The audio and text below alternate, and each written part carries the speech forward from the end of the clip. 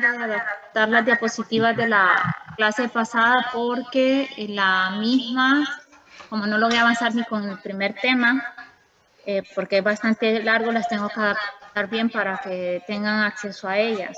Entonces las estoy terminando con audios y siempre con parte escrita para que tomen nota. Están viendo la presentación. Sí, la vemos. La vemos. Ok, bueno. Vamos a continuar entonces ya con la clase. Permítanme que siguen agregándose compañeros.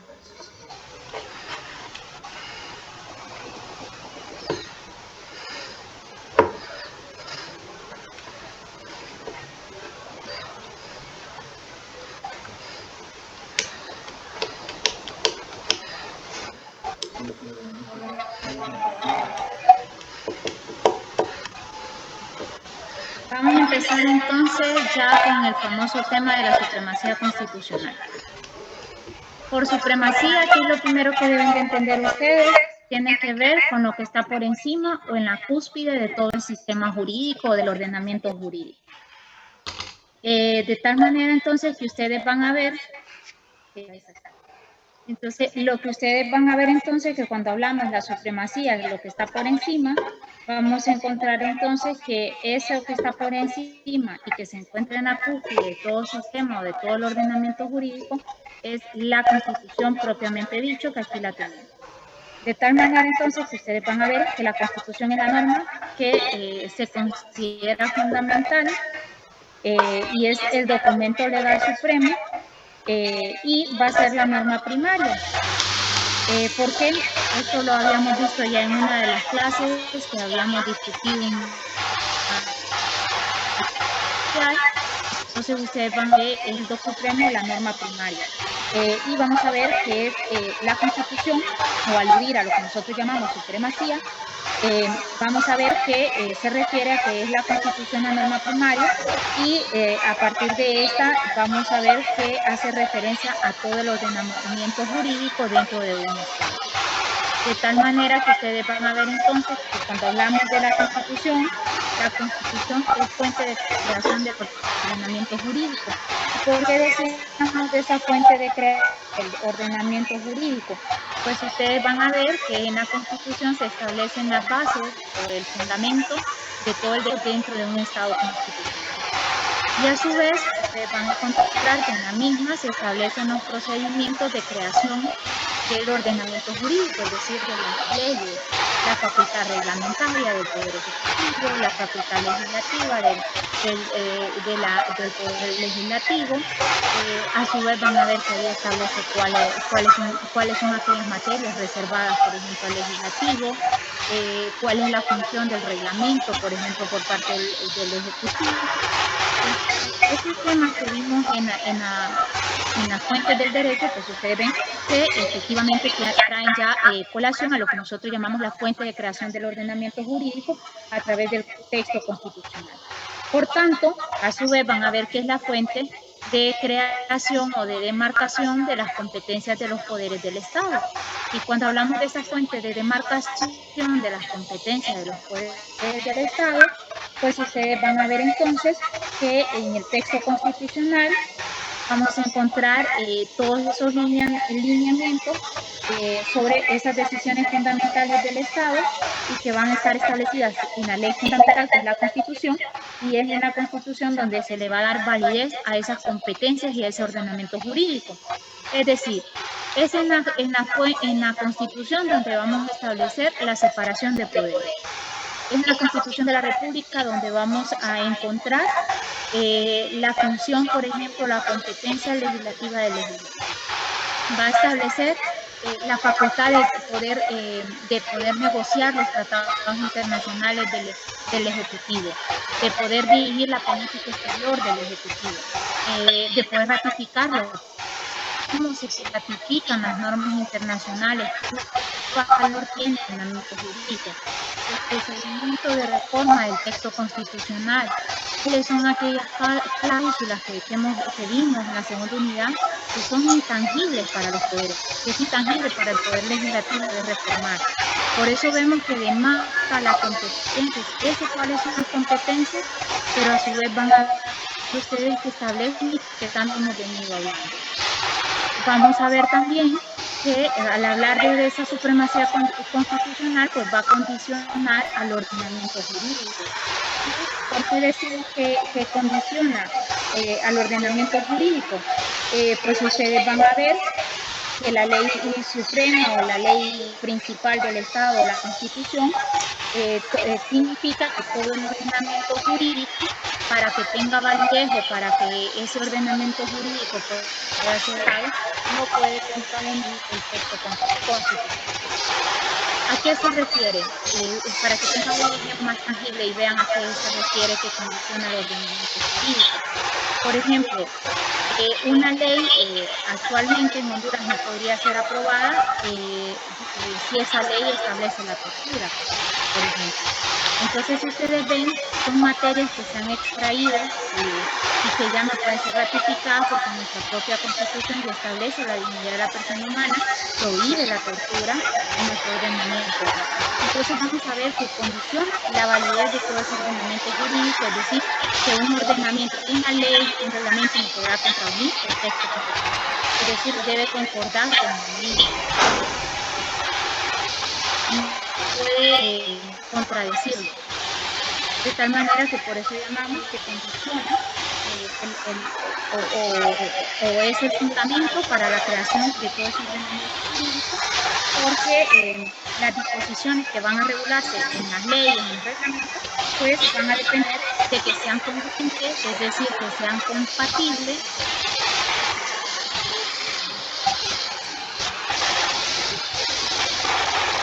disculpen que estaba desactivando el micrófono, que sea compatible con el texto constitucional. De tal manera entonces que ustedes van a ver que todas las leyes secundarias, es decir, esas leyes que están en menor jerarquía al texto constitucional, deberán siempre estar conforme al texto, y una ley que sea contraria al texto constitucional pues va a ser nula, y en el caso de Honduras, que es lo que vamos a ver, tiene que ver con la famosa acción de inconstitucionalidad que se pueden entablar en relación a las leyes que contravienen el texto constitucional. De tal manera entonces que ustedes van a ver que es suprema porque las disposiciones jurídicas van a depender de la congruencia con respecto al texto constitucional, y cuando me refiero a congruencia significa la compatibilidad que debe existir con respecto a las leyes en relación a la Constitución. Ahora bien, tiene otros principios que es importante que ustedes manejen con respecto a la Constitución como norma jurídica y como norma superior. ¿Qué vamos a entender entonces nosotros cuando hablamos de la Constitución como norma jurídica o como norma superior? Pues lo primero que ustedes tienen que ver es esto. Cuando hablamos de que la Constitución es norma jurídica, significa que su aplicación es obligatoria y que su incumplimiento conlleva una sanción. ¿A qué se refiere con obligatoria? Pues como ustedes ya sabrán, en el sentido estricto de la palabra, significa que no queda voluntad de los poderes del Estado si la cumplen, la acatan o no, sino que la misma los vincula y hace de que lo que establece el texto constitucional se constituya en obligatorio para los poderes del Estado, para las entidades gubernamentales. De tal manera que no queda a disponibilidad o a disposición de estos si la acatan o no. Y cuando hablamos de que su cumplimiento conlleva una sanción, ¿qué significa eso? Pues van a ver ustedes que cuando hablamos de que conlleva una sanción, significa que, por ejemplo, ese acto o esa disposición que contraviene o que contradice la Constitución, pues va a tener la no producción de efectos jurídicos. Cuando hablamos de la sanción me refiero a la no producción de efectos jurídicos. Vuelvo a repetir, la no producción de efectos jurídicos. ¿Y a qué se refiere, por ejemplo? Una ley que contradice la Constitución, ¿cuál va a ser su sanción? Pues va a ser la nulidad de dicha ley por ser contraria a la Constitución y va a ser declarada o viciada de inconstitucionalidad y declarada inconstitucional una vez que se ha activado el mecanismo que prevé el propio texto constitucional. ¿Qué va a suceder también cuando hablamos de un acto? ¿Qué sucede, por ejemplo, si el Ejecutivo el día de mañana emite un reglamento en aquellas materias que están reservadas, vaya, materia penal que está reservada o es reserva de competencia del Poder Legislativo? Ese acto que emite el Ejecutivo contraviniendo la reserva de ley que ha sido reconocida al poder Legislativo, pues no va a tener efecto jurídico. ¿Qué va a suceder?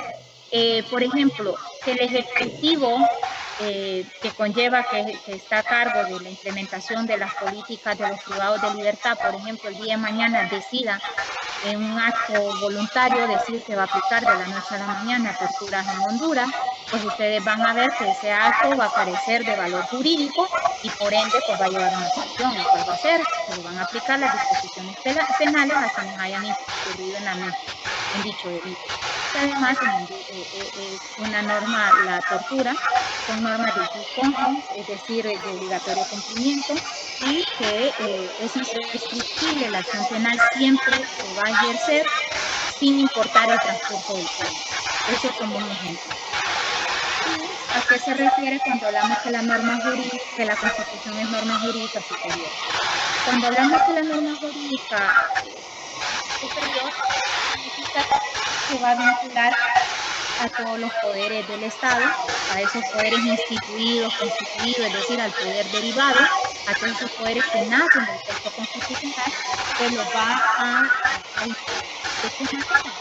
Que lo que establezca el texto constitucional se sitúa por encima de las disposiciones o los actos que se cometen. ¿A qué se refiere entonces? Por un lado, vamos a ver entonces que la Constitución vincula a estos poderes del Estado a que los mismos deben demarcarse conforme a las competencias que les han sido atribuidas o establecidas por el texto constitucional. A su vez, los vincula a que no hagan aquello que les está prohibido, no les está permitido. Entonces vamos a ver que cuando hablamos de norma jurídica superior, vincula a todos los poderes de un Estado de tal manera que los mismos siempre deberán estar conforme a lo que establezca las disposiciones del texto constitucional. Porque el texto se vincula o se encuentra, como les decía, en este concepto que está en la primera diapositiva, en la cúspide, significa entonces de que la Constitución se sitúa por encima de sus disposiciones y los actos. Ahora bien, como yo le estamos viendo, la supremacía constitucional, pues vamos a ir viendo una serie de antecedentes previo a ver cuál es la que crea, o lo que nosotros decimos que crea ese principio de supremacía constitucional, el documento que lo consagra o el acto que lo consagra. Pues lo primero que ustedes tienen que ver es que existen unos antecedentes y el primero que vamos a encontrar es en Inglaterra. Es importante el aporte que ha hecho Inglaterra en la misma, pues ustedes van a ver que cuando hablamos de esos antecedentes del que habla el derecho inglés, vamos a encontrar una sentencia del juez Sir Edward Coke, donde en 1610, en un caso que resolvió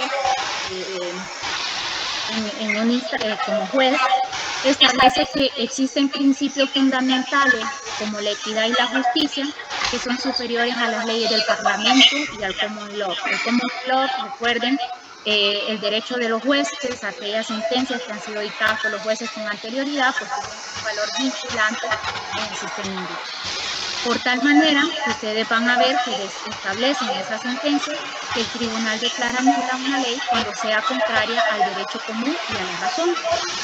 Se refiere a ese derecho que, como ustedes recordarán, el derecho inglés se encuentra conformado bastante por un derecho no escrito, donde las disposiciones constitucionales están de forma distinta. De tal manera que ustedes van a ver que esos principios de equidad, de justicia, de debido proceso, se vienen reconociendo desde la Carta Magna de Juan Sin Sierra, y desde ahí pues ellos van estableciendo esa equidad y esa justicia. Pero a su vez, en esta primera sentencia, establece que el tribunal decreta nula una ley cuando sea contraria al derecho común y la razón, y establece que el principio que nosotros vimos en el derecho inglés también, que el pueblo no va a enajenar sus derechos aquellos derechos inalienables, aquellos derechos naturales, sino que esos derechos los puede hacer valer frente a todos, incluso frente al legislador.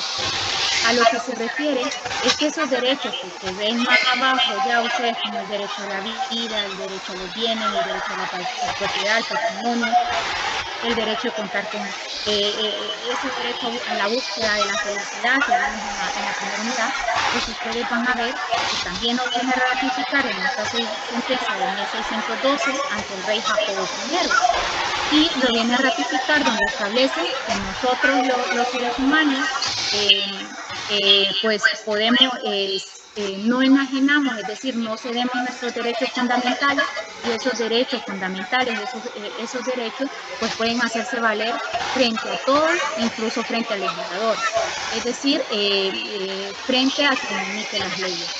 ¿Por qué es importante que ustedes vean esto? Solo para que comprendan un poco, porque ustedes ven que el sistema inglés es parlamentario, le da mayor peso al poder legislativo, por así decirlo, es decir, al parlamento, de tal manera que por eso marca que el pueblo no enajena sus derechos, que esos derechos, si bien cede para llevar a la convivencia de la monarquía, pero los puede hacer valer como pueblo frente a todo, incluso ante ese poder del legislador, y por ende los puede hacer valer.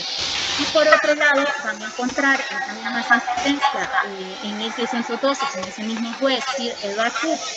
Es importante en esta sentencia decir Edward Coke, que cuando el rey Jacobo I, por ejemplo, le llamó a comparecer, llamó a los jueces, a 4 jueces, comparecer ante Jacobo I, porque él tenía la pretensión de adjudicarse aquellos casos que estuvieran conociendo los tribunales para resolverlos. Jacobo I pues quería adjudicarse el conocimiento de esos casos para poder resolverlos él. A tal manera que ustedes van a ver que Sir Edward Coke, pues en ese momento se opone a dicha pretensión por parte de Jacobo I, ya que lo que pretendía buscar Jacobo I era el conocimiento de esos casos y decidirlos de forma personal, y él se basaba en que los jueces eran delegados de él. Recordemos que aquí estamos ante el absolutismo, cuando los jueces, el rey, el monarca creía que su poder era divino, que venía de Dios, que Dios lo había dotado de razón por encima del resto. Ese es el antecedente que encuentran en esa época.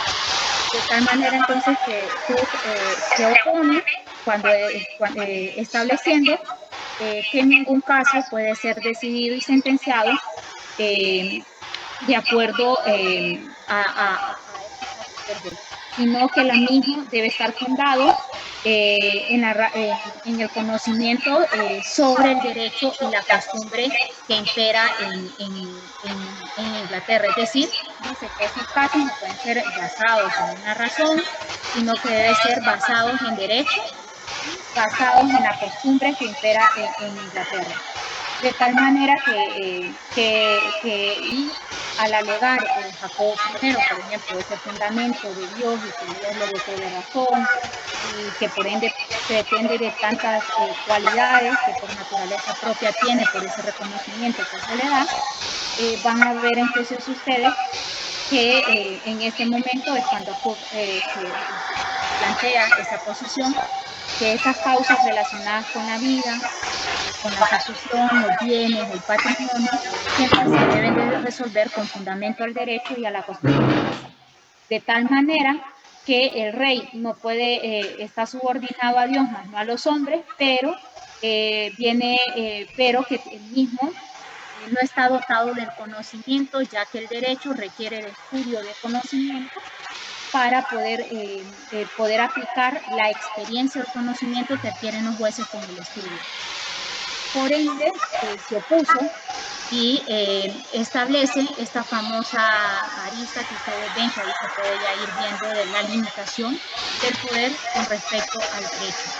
Y ahí establece que el rey se subordina a Dios y al derecho, y por ese motivo pues Sir Edward fue destituido por haberse plantado de que no se podía adjudicar el Jacobi, ver el conocimiento de los casos y resolverlos a título personal, sino que debía ser ejercido a través de tribunales que tienen el conocimiento sobre la materia y que esos derechos pues no los cede el ciudadano, sino que los debe hacer valer en forma.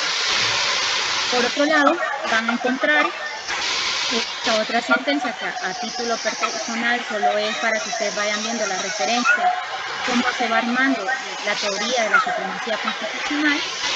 Se establece que si una ley del Parlamento ordenase que la persona fuese juez y parte, se le anula. Este es un principio que ustedes han visto que actualmente perdura en el derecho, que establece que un juez, quien es una parte que tiene interés en un proceso, pues no puede ser juez o conocer sobre esa causa. De tal manera que ahí ven ustedes cómo ya se va haciendo esa separación y esa supremacía y cómo debe ser el poder. Otro de los antecedentes, me permiten, solo voy a tomar agua. No sé si entendieron a qué se referían.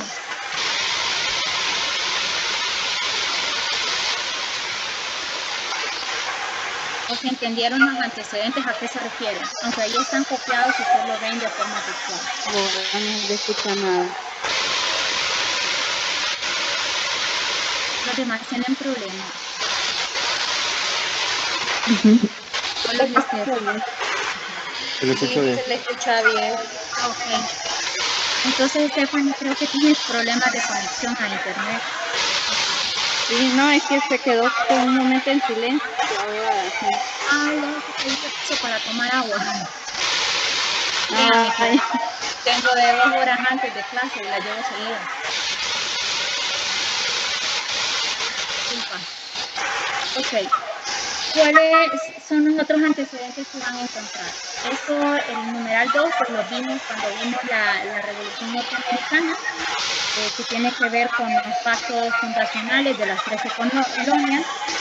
Ustedes recordarán que la misma tiene que ver entonces con las cartas, que son aquellos documentos donde el rey se los cedía a las colonias y reconocía dentro de esas cartas que los colonos que se estaban conformando en el territorio de lo que hoy es Estados Unidos de América, pues eran sus súbditos y se les reconocía los mismos derechos que los súbditos del rey.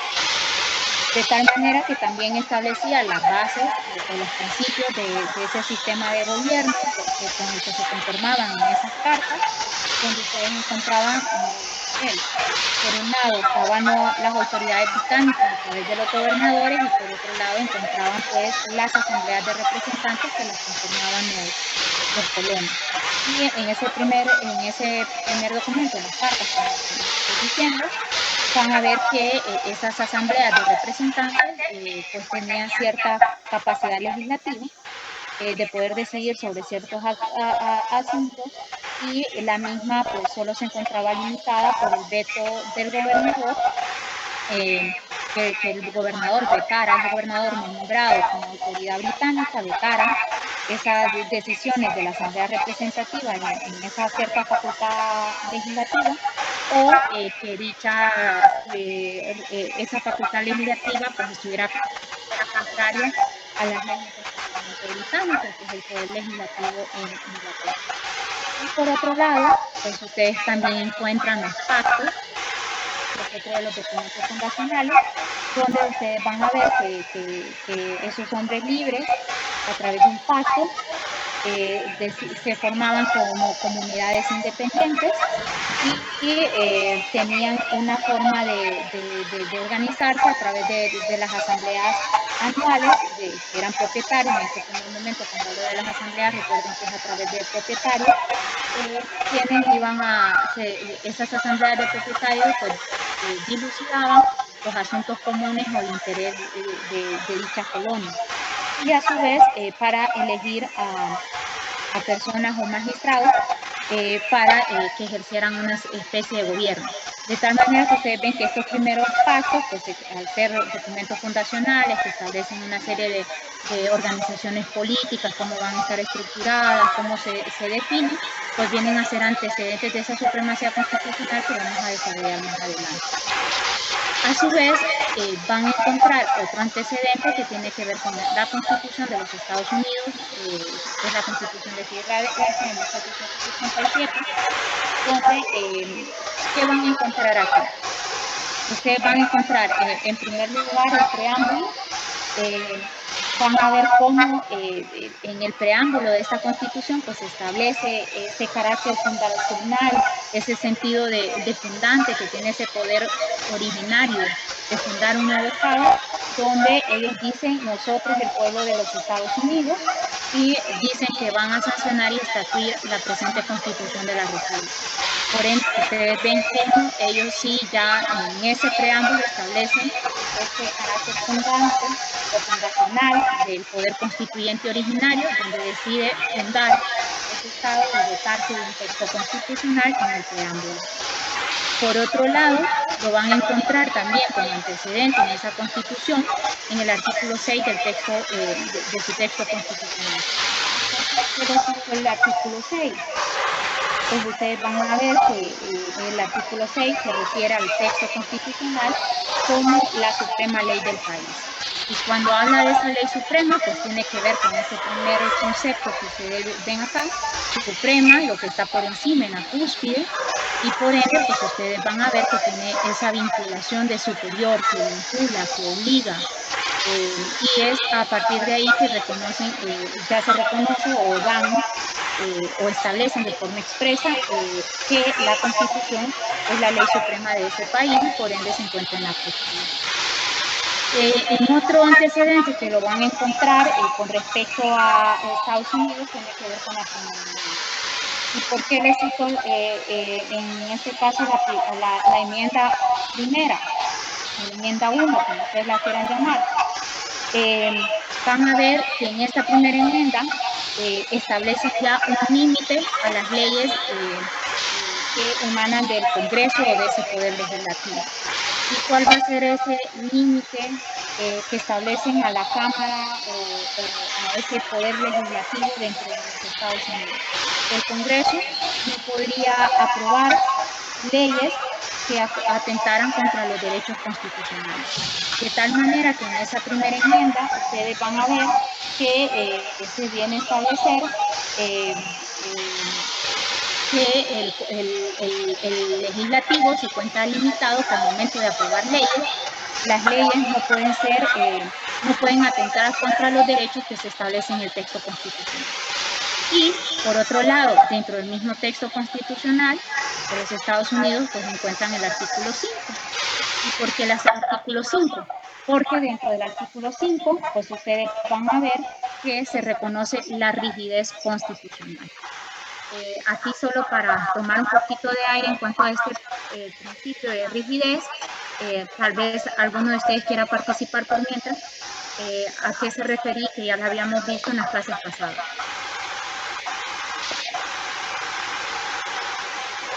Pues en cuanto a la reforma de la Constitución, abogada, que requiere un mecanismo como más amplio, que dificulta la creación de normas. Efectivamente, tiene que ver con ese procedimiento distinto a la reforma constitucional. Si ustedes ven, son los mismos Estados Unidos, quien en ese artículo 5 ustedes van a encontrar que consagra un procedimiento de reforma diferente al que se sigue a las leyes ordinarias. De tal manera que ustedes van a ver que en este caso era más riguroso, tenía un procedimiento distinto y aquí se establece la famosa rigidez constitucional en la Constitución de Filadelfia de 1787. Por eso son los antecedentes, para que ustedes vean cómo los Estados Unidos de América pues va dando mayor jerarquía a este principio, a la Constitución. Ahora bien, van a encontrar también en los escritos del federalista unos artículos famosos que se dieron en esta época. También vamos a encontrar ese carácter de supremacía constitucional. ¿Y por qué les digo? Solo para manera de historia y para que comprendan el contexto. En el federalista se buscaba en Nueva York, buscaban persuadir, perdón, al Estado de Nueva York a efecto de que éste pudiera adherirse a la Constitución de los Estados Unidos de América. De tal manera que empiezan a tirar una serie de artículos cursos a través de este documento, el federalista, en virtud de que Nueva York no quería adherirse a la Constitución. De tal manera que a través de este documento empiezan como a persuadirlo, y aquí ya hablan de la vinculación que deben de tener los jueces a la Constitución más que a la ley. De esta manera ustedes ven también cómo aquí ya se dan esas luces de que la Constitución es primaria, es superior a la ley, y por ende, por eso los jueces deben de estar vinculados a la Constitución más que a las leyes que emanan del Poder Legislativo. Y con esto, pues ustedes podrán ver cómo se van dando o se van gestando los indicios de esa supremacía constitucional que van a tener lugar, voy a ir en la famosa sentencia del juez Marshall. Yo creo que ustedes ya la han oído, y que esta sentencia es un hito para el constitucionalismo, para el derecho constitucional, y que esta sentencia pues es aceptada universalmente como la gran conquista que establece ya de forma expresa y define lo que es supremacía constitucional y da ese aporte al derecho constitucional moderno. ¿Y por qué lo decimos de tal manera? Pues van a ver que en esta sentencia el juez Marshall emite una sentencia en 1803, que aquí se los tengo, ya establece esa norma suprema que es la Constitución en el caso Marbury versus Madison. Y aquí viene a declarar: la Constitución es superior a todo acto legislativo no conforme a ella, o el Poder Legislativo puede modificar la Constitución como una ley ordinaria. Si ustedes ven, el juez Marshall se va planteando una serie de interrogantes si esa ley, esa Constitución es superior, o si el Poder Legislativo puede modificarla a su antojo conforme a lo que siguen los procedimientos ordinarios. De igual manera, viene a hablar de la teoría general de la Constitución o sobre la supremacía constitucional y la teoría procesal constitucional, o el papel de los jueces frente a las leyes constitucionales. Esto es lo que ustedes van a ver que conocemos como control judicial de la constitucionalidad. Este control judicial de constitucionalidad, pues van a ver ustedes que tiene que ver con esa facultad que se le otorga a los tribunales y a los jueces para que los mismos puedan conocer sobre aquellos casos en que una ley sea contraria a la Constitución, o qué sucede cuando en un caso concreto existe conflicto entre una ley y la Constitución. De tal manera que son los jueces quienes van a ejercer ese control judicial de la constitucionalidad y la famosa supremacía constitucional que nosotros tenemos también reconocido en el artículo 320. Ese control que deben ejercer los jueces cuando se encuentran ante la situación de una ley contraria a la Constitución, de violar la Constitución, o la acción de inconstitucionalidad que también vamos a ver que es parte de la Constitución. De tal manera que ahí ven ustedes cómo él viene a hablar ya de esa figura, porque antes se hablaba de quién va a hacer valer el derecho, la vinculación, y es a través de esta sentencia que ya se deja plasmado que son los jueces quienes deben de ejercer el control judicial de la constitucionalidad. A su vez se plantea otra pregunta: o la Constitución es una ley superior no modificable por el procedimiento ordinario, o se encuentra en el mismo plano que los actos legislativos ordinarios y es siempre modificable por la legislatura. Eso tiene que ver con esta que les planteo. Asimismo, viene a establecer que si es superior, un acto contrario a la Constitución no es ley si se encuentra en el mismo plano. Habrá de ser considerada como una tentativa absurda del pueblo para limitar un poder que por naturaleza es ilimitable. Ustedes ven que Marshall va haciendo una serie de hipótesis, una serie de interrogantes, y se va planteando una serie de escenarios. Si es superior, el acto contrario a la Constitución no es ley. O si se encuentra en el mismo plano, va a ser una tentativa absurda del pueblo que pretende limitar el poder. Es decir, que ese poder del pueblo es ilimitable, y por ende esa tentativa absurda de poder limitar el poder, que ustedes ven que es uno de los principios de la separación de poderes, tiene que ver con ese principio donde se debe limitar el poder. Y a su vez viene una ley del Congreso que repugnara a la Constitución, debe considerarse inexistente. va inhibida a una constitución escrita. Como consecuencia, ese tribunal tiene que considerarle como uno de los principios fundamentales de nuestra sociedad. Si ustedes ven, y fue algo que su compañero expuso muy bien, cuando hablamos de las constituciones escritas se vincula mucho con la rigidez constitucional y con esa certeza o seguridad jurídica, que ustedes saben que pueden consultar el texto en cualquier momento, y eso garantiza o da lo que nosotros llamamos la seguridad jurídica. Por ende, por eso van a ver ustedes que ahí dice que el Congreso debe considerársele como una inexistencia inhibida, una constitución escrita hace relación a las constituciones escritas, y que es uno de los principios fundamentales de la sociedad, es decir, las constituciones escritas y la rigidez constitucional. Y para ya casi terminar, porque tengo 2 minutos nada más, van a ver que acá vienen otras interrogantes con respecto a la sentencia, que es importante que ustedes vean, pues ahí establece que una ley del legislativo contraria a la Constitución es nula, puede obligar a los tribunales a obedecerla y a ponerla en vigor, o constituye una regla que tiene los mismos efectos que si fuera una ley. Y ahí es donde habla del famoso control que les decía judicial, que es la competencia y el deber del Poder Judicial el declarar cuál es ley. Si una ley se opone a la Constitución, si la ley y la Constitución puede aplicarse a determinados casos, el tribunal deberá decidir ese caso. El tribunal tiene que determinar cuál de estas reglas en conflicto rige el caso. Esta es la verdadera esencia del Poder Judicial. Si ustedes ven ahí, ya adjudica ese control judicial a los jueces, que son los jueces que nos van a determinar que una ley de ley que ya está vigente, que ya está siendo aplicada, es el tribunal o el Poder Judicial quien debe de decidir o declarar cuál de esas va a ser la ley. Y si esa ley se contrapone a la Constitución, es el tribunal quien, cuando hay conflicto entre 2 leyes, una ley normal y la Constitución, pues es el tribunal quien debe decidir cuál va a ser la ley que va a aplicar al caso concreto. Y ahí habla que esa es la función del Poder Judicial.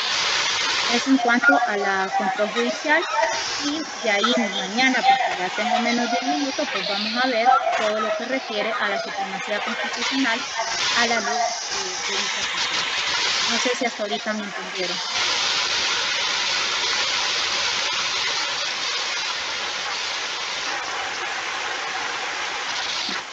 Se quedaron callados.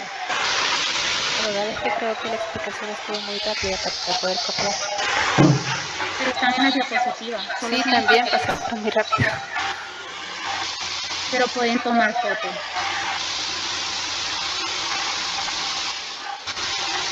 Abogada, las diapositivas las va a subir.